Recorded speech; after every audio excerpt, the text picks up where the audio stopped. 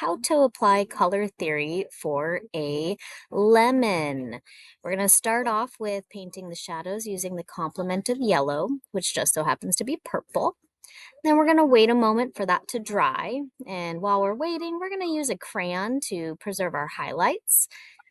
And then we're going to go ahead and layer on a thin glaze of yellow on top. What this is going to do is it's going to harmonize your purple and yellow together, and it's going to neutralize one another as well as enhance one another. Once that layer is dry, then we're going to add on our analogous colors of yellow orange and yellow green to establish more of our form shadows.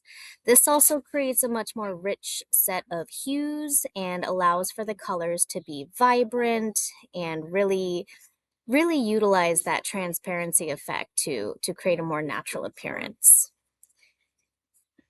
Right, and as we walk through here, we're going to see that it's just like rendering a form. We have highlights, cast shadows, core shadows, so forth.